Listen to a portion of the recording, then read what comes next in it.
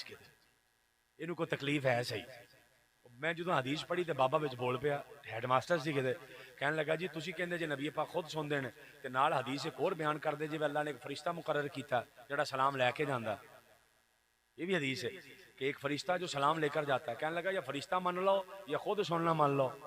ये खुद सुनते हैं तो फरिश्ता क्यों है, या फरिश्ते वाली छड़ दो या ये छड़ दो। मैं कहा बाबा बह जा तेरी गल का तेन मैं जवाब दे देना, लेकिन मन लई दो बाबे के सवाल सन, दोवां दा तेन मैं जवाब दे देना, लेकिन यह पहला सुन लो। कहने लगा जी या तो फरिश्ता मान लो तो या आपे सुनना मान लो।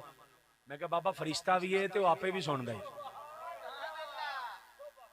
कहना जी अकल को जो बंदा कोई काम ले तो आपे गल समझ आ जाती, जे फरिश्ते की लोड़ ही कोई नहीं जी आपे सुनन ते, फरिश्ते की लोड़ ही तादे जी आखा नहीं सुनते। मैं कहा इंज ही है। कहने लगा जी इंज ही है।